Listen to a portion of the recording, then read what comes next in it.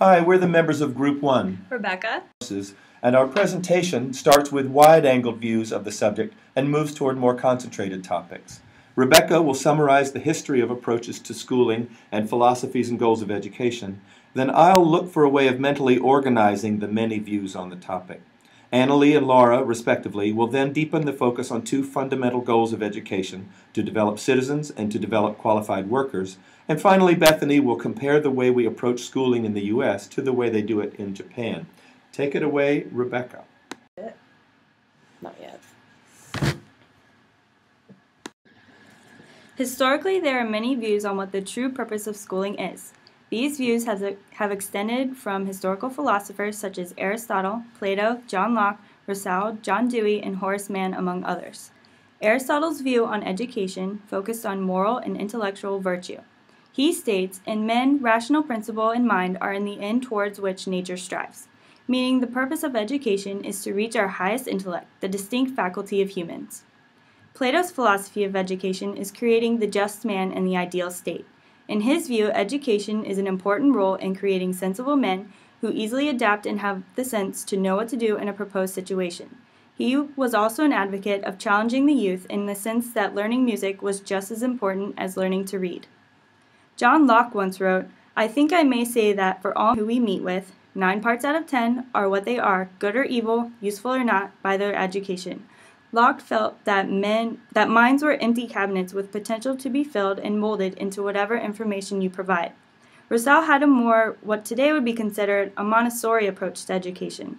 He favored an education that would allow a man to keep his innate demeanor in what he considered a corrupt society.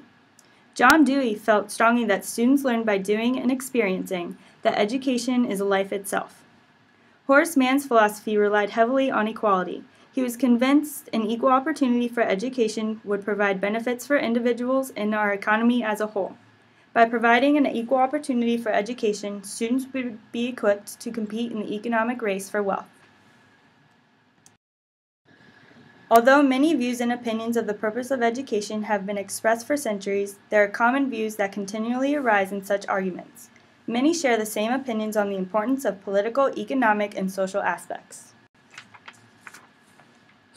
Political purposes in education include producing educated and contributing members of a democracy. The Deweyan philosophy focuses on not only having students learn what a democracy is in the classroom, but also realizing their functioning in a democracy as they attend school. Some have argued that it is the national systems of education that develop legitimate citizens and in turn help to institutionalize the authority of the state. Another political purpose in education is for the assimilation of families into our society. Families of differing nationalities send their children to state schools to assimilate them into society by learning the national history, ideologies, and common languages. Obeying laws and rules is another important political purpose in schooling. By teaching students laws and classroom rules and following up with consequences if the desired behavior is not met, teaches behavior versus consequence application in the real world. Emphasizing civic duties is also important in the of contributing citizens. Teaching and encouraging the participation in our democracy through civic duties, such as voting, is essential in rendering contributing citizens.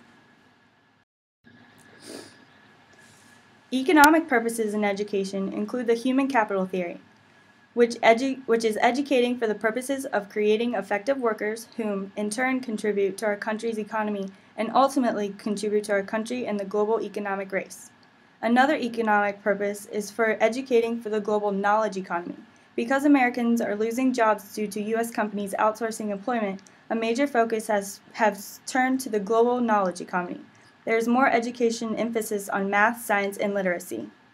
There is argument in whether or not investing in schools grows the economy. Some argue that increasing the number of graduates might decrease the value of a diploma, i.e., educational inflation. Social purposes in education include breaking the barriers between social classes. Horace Mann was a great advocate in placing children in common classrooms, with common textbooks and common education, despite their race, religion, social class, or political standpoint. Reducing crime through moral instruction has been a strong social goal full of high hope. However, it has not proven to be entirely successful. Although moral instruction has been facilitated in schooling, there is still a prevalence of violence, gang activity, and unlawful behavior. Promoting good health is another social purpose of schooling. Promoting health can be done through formal health education classes, regulating vaccination, and supplying cafeterias with nutritious foods and encouraging students to make nutritious choices, and encouraging students to say no to drugs and educating them on the consequences of substance abuse. Creating a sense of community is another social goal. Encouraging students to participate in school sports and clubs and other extracurricular activities gives them a sense of participating in a community, which is applicable to participating in a community in the real world. We will touch base more in depth on these purpose schooling a little later on. Here's Danny to discuss the mapping out of these ideas.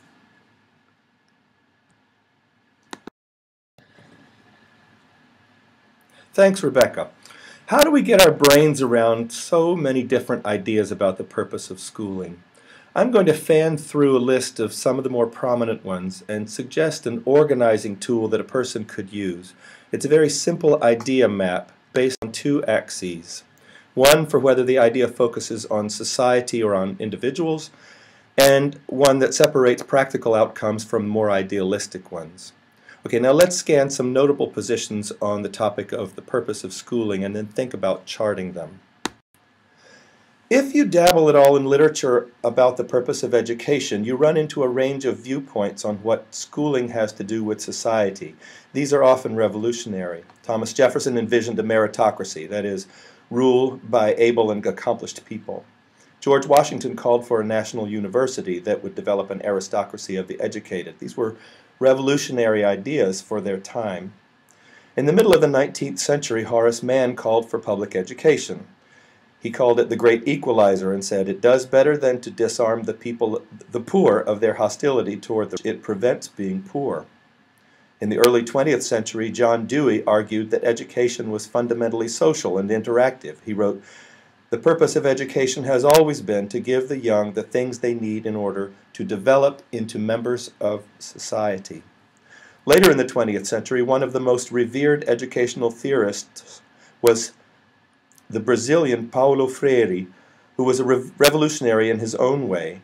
He believed there was no neutral ground in education. It either integrates the younger generation into the status quo, what he called the logic of the present system, or it helps them to be part of transforming their world. Some views on the purpose of schooling think about individual lives a little more concretely, or at least think about actual students. We see it sometimes in policy statements. For example, former Labor Secretary Robert Reich wrote, "We're talking about a new economy in which lifelong learning is a necessity for every single member of the American workforce." And here's a statement from a contemporary think tank. "Every aspect of our education system, pre-K through 12, post-secondary and adult education, after-school and youth development, must prepare citizens the 21st century skills they need to compete." Notice they talk about the student's ability to compete, not the nation's. Real flesh and blood students utter their parents' and their teachers' ideas about what schooling should do. Every parent says at least once, "I just want my child to be happy. School should get you ready for enlightenment and fulfillment." But here's a line I pulled from a blog post that'll sound familiar to anyone with overbearing male relatives. "The purpose of an education is to be prepared to earn a living and become self-sufficient." On the other hand, educator Jeffrey Wilhelm wrote, A central purpose of school must be to help see themselves as people with potential. If they do not, he said, then nothing else matters. Of course, there's more to schooling than intellectual or even emotional development, and we run into a lot of what you might call ulterior motives for school. In the mid-19th century, Horace Mann said public education would instill self-control in the heart. Like Senator Elizabeth Warren, another educator from Massachusetts, he argued that it would benefit the entire community. The Home Economics Association imposed a sterile, bland white culture on immigrant groups. Between the World Wars, high school attendance increased dramatically, and people looked to school as a good place for dealing with modern adolescent sexuality. The early 40s brought junior ROTC into high schools, preparing young men for the draft. The 1950s through at least the 80s saw the struggle to end racial segregation in society, including in schools, and at the same time there was a Cold War on, and schools provided a theater for anti-communist propaganda and nuclear hysteria. The Great Society programs of the mid-60s foregrounded poor education as part of a cycle of poverty. When he launched the Head Start project, President Johnson said, "We are recognizing that poverty perpetuates itself. 5- and 6-year-old children are inheritors of poverty's curse and not its creators. Unless we act, these children will pass it on to the next generation like a family birthmark." In 1972, the famous Title IX education amendments fought sex discrimination in America using the leverage of federal school funding. And today, we see schools again providing a battleground. School reformers who want to make sure the U.S. can compete and win in global markets of the 21st century. None of these dramas has been directly about students' intellectual development, but they certainly all played out in schools. So obviously we could go on and on. There's a terrific amount of material, and it can seem like a babble of voices. So let's think about how we can chart them. We can start with that quotation about helping people see themselves as having potential. Along with the attitude that schools should prepare people for enlightenment and fulfillment, that might go in the quadrant of more idealistic perspectives focused on individuals. Also predicated on individuals, but more practical in scope, are concerns about 21st century skills, helping my child to compete, and pushing young people to get a job and move out. Because I happen to see that last one as having societal implications, I make it lop over the line. Someone else might think the issue of 21st skills should cross that line as well. Now, down in the lower left quadrant are important purposes of schooling that we might think of as practical, but focused on societal or communal ends, such as equipping the U.S. to compete and win, developing the workforce, leading to community prosperity, and prohibiting sex discrimination. And we mustn't forget about school needing to keep those kids under control. Meanwhile, up in the heady, ethereal top left quadrant, we could put the revolutionaries and the dreamers like Washington and Jefferson, Horace Mann and John Dewey, and Paulo Freire. Some of the ideas that straddle quadrants are desegregating schools as a step in desegregating society, the attempt to break the cycle of poverty, and the attempt to impose cultural norms on others, and of course lifelong learning. No one has to use this tool, and if you do, you can map things the way you want. We just offer it as a convenience for reviewing and organizing so much disparate material. Now I'm turning it over to Annalee to focus on the purpose of developing citizens through schooling. So the purpose of schooling is also to make active citizens. John Dewey, who we talked about earlier, was quoted to say, "What the best and wisest parent wants for his own child, that must the community want for all of its children. Any other ideal for our schools is narrow and unlovely. Acted upon, it destroys our democracy." So not only do schools help us compete in a global economy, but schools foster social participation, making us better citizens for the U.S. Participation in social movements involves enlargement of personal identity and represents an opportunity for self-realization. So schools that not only emphasize core subjects, but also subjects like the arts help kids with personal identity, but we'll talk more about that later. American students display higher levels of social engagement, a long tradition of involvement in voluntary and private social services.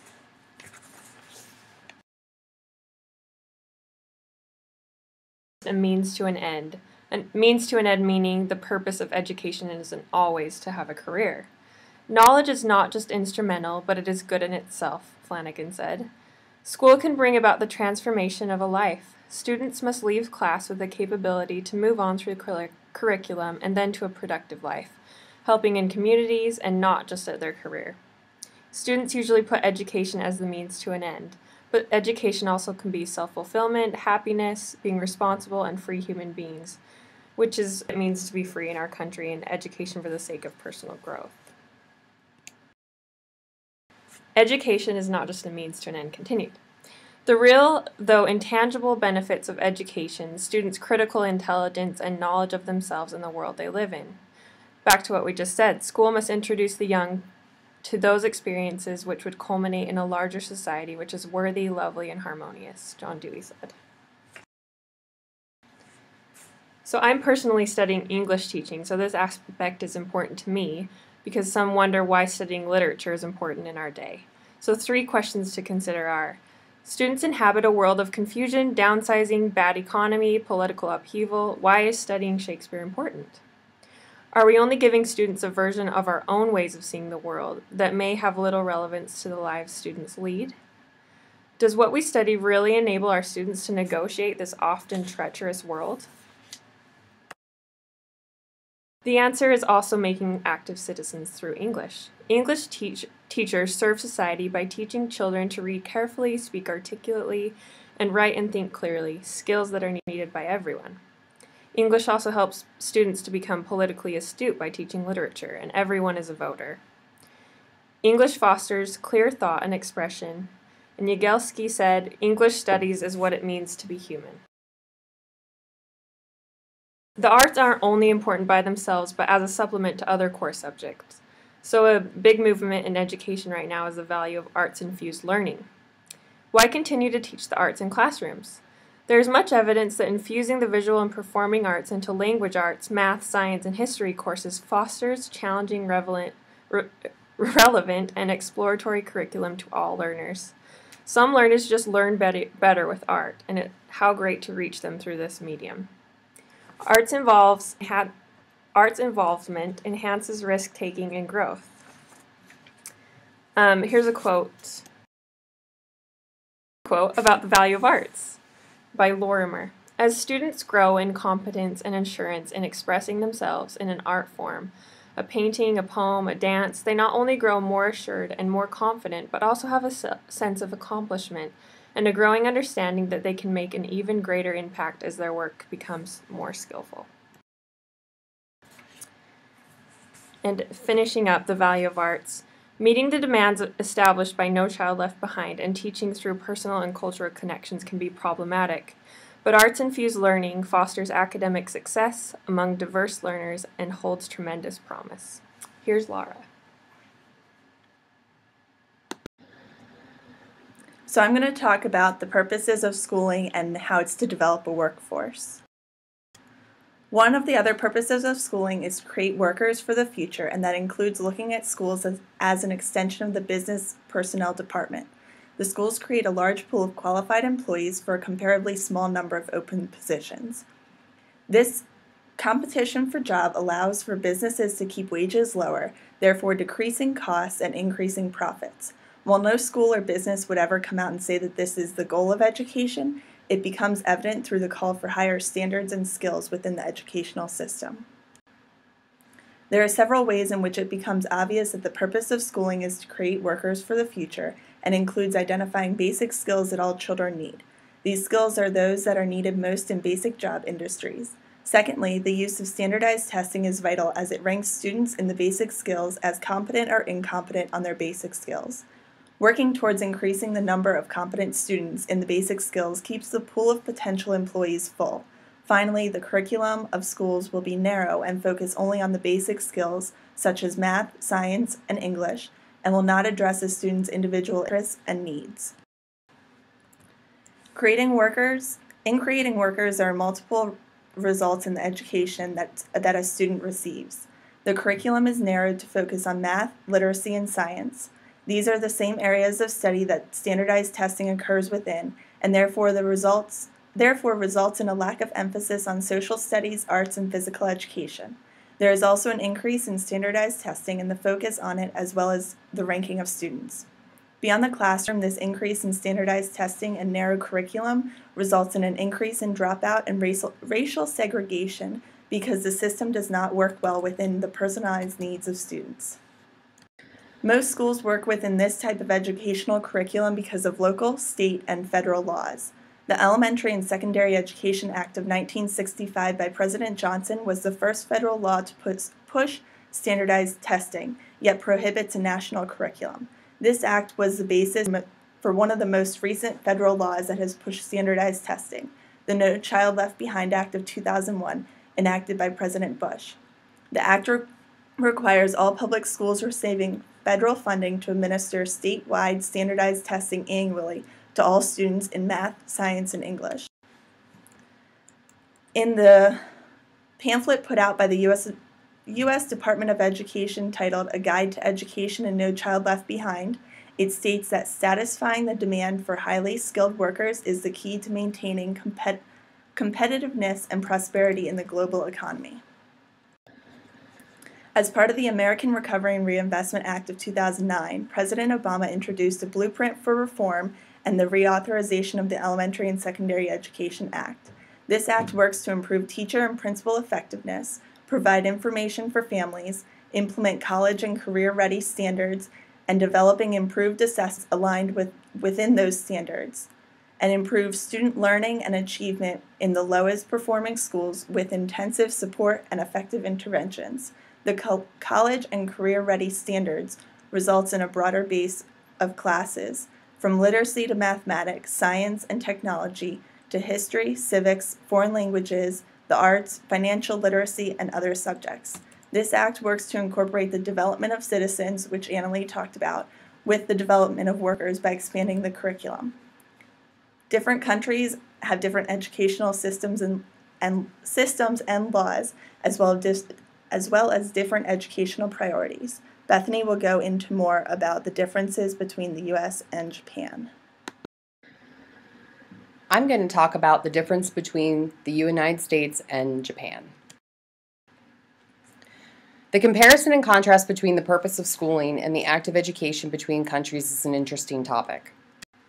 The difference in cultures feeds into the difference in educating styles, methods, standards, and even why educating children and young adults is even important. I'm going to focus on the difference between the United States schooling system and the Japanese schooling system. With this, I'd like to focus on how education plays a role in sustaining the government. What role do vocational classes play in the classroom? Are they important? What is the transition from school to the workforce like in each country? With all of these questions, which country has a better approach? Or is that even a question that can be clearly answered? Let's take a look at each country and see on a high level what they have to offer in these topics. But first, why schooling? Why do we school at all? Previously in this presentation, we heard from Annalee and Laura about education to make active citizens and workers. We heard from Danny on the views of education from philosophers, teachers, and researchers. We had a historical background from Rebecca and how all these themes work together in order to answer the question of what is the purpose? A few more thoughts on the subject would be sustainment of culture and government. With uneducated people, we theoretically digress into old habits. From education, we establish new precedents in this country. We need to nurture that democracy and that education and knowledge in order to have it continue to thrive. The United States educational system is comprised of a primary or elementary school, which may or may not contain a preschool system. The school I went to did contain a preschool system, so it was pre-K through 5th grade. Some school districts only have kindergarten through 5th grade, leaving preschool separate. Some school systems have Head Start, which is a federal program that promotes the school preparation of children ages birth to 5 years old from low-income families. This program enhances their cognitive, social, and emotional development.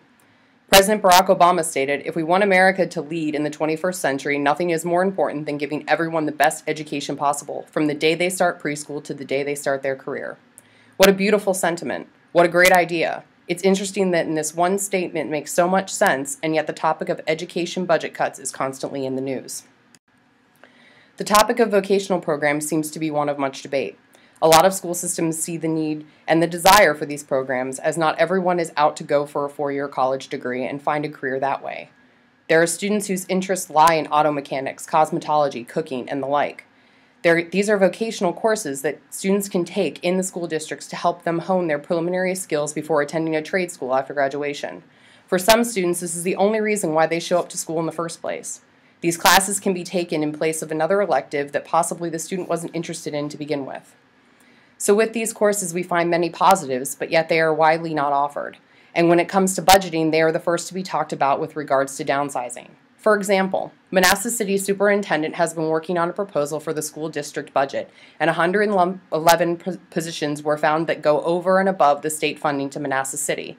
Turns out the reason for this budget deficit is because Manassas City spends about $1,000 more per child than the neighboring areas of Manassas Park and Prince William County. One of the programs being discussed as a possible budget cut, and the reason for this influx of spending, is the vocational program. While this has not been formally presented, the topic is currently still up for debate. The transition from school to work in the United States sticks basically to a philosophy of building and sustaining a successful and working country. This should be a seamless transition from the classroom to the workforce, but as many of us who have applied to jobs and gone on interviews, it's not. For students who decide after high school that college is not the path they wish to take, the transition is even harder.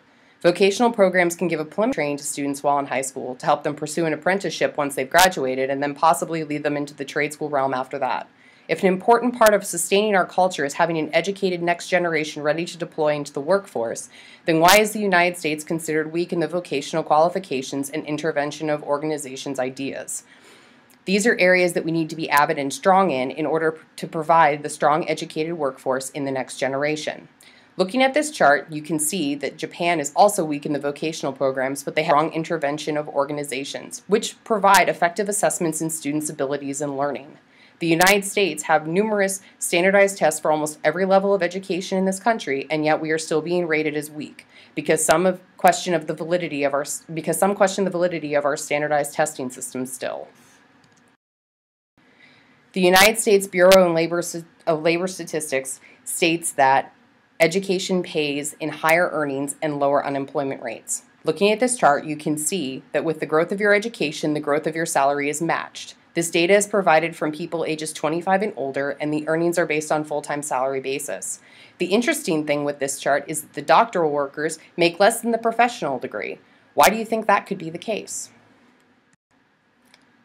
Much of the focus of the Japanese education in the 1870s was on the United States. It's an interesting quote and can be taken many different ways, but with regards to this research, it is stated that the Japanese looked towards our education programs because they wanted to develop a nationalized system, and the U.S. system was almost completely decentralized.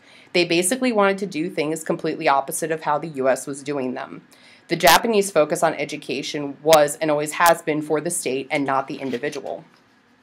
Post-high school education is also considered the norm, and for most jobs, even those considered blue-collar require some form of post-high school or secondary education.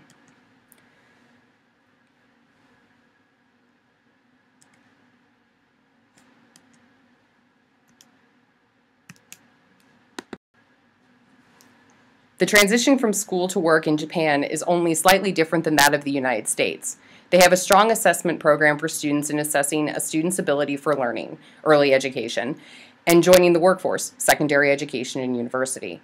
With Japan on the cutting edge of technology and engineering, it is no coincidence. They have really figured out how to promote learning and innovation to the students who promise in those fields. There is, however, a realization that those students who aren't inclined to continue lengthy university education are falling through the cracks with a weak vocational program in their schools. Empowering students to not only be qualified emotionally and mentally prepared to enter the workforce is a very important practice that Japan is beginning to instill in their students with this growing need. Looking at this chart, the need is obviously there. This chart depicts how over the past 70-some years, the need for more education with regards to gainful employment has changed. Junior high school used to be adequate back in the 1950s to have employment. This was during more of an industrial age, and factory workers did not need a high school education to be qualified to do their jobs. As the years passed, a high school diploma became the norm and acceptable level of education, all the while the junior high school level plummeting to no longer being acceptable, and the university education level only growing slowly and gaining momentum. Until the late 1990s, high school was enough until the technology became the quote-unquote it business to be in, finally allowing university graduates to exceed in the job market. While these numbers still seem low, economy, job openings, and retirement all play a role in the ability for recent graduates to find jobs, just as it is in the United States. The importance of vocational programs is a global need. There will always be students who know that college, business, desk jobs, etc. are not for them. We as educators need to make sure that they have a place in this world and in our workforces. The focus of gearing and preparing students for the workforce historically has been more prevalent in Japan than in America, as Japan has had a strong assessment program for their students, which helps students decide which path to go in and possibly even which career to work towards. America has more industry jobs than Japan does, as Japan has shifted more to a business office work environment, as they have outsourced a lot of their manufacturing, just as America has, but is currently attempting to get away from. This does not take account the manufacturing Japan does for other countries on the technology field. President Obama is currently trying to bring these types of jobs back to American soil, providing opportunity for employment of American citizens. This is starting most popularly with the announcement for Apple CEO Tim Cook that they are starting to manufacture a Mac Mini in America within the next year. The fact is, there is no perfect system. There is always room for improvement. The purpose of schooling should be to enrich and grow the student into a well-rounded full adult. It can't be cookie cutter, and we can't rely on outdated systems. The purpose of schooling is the student for whom we are teaching.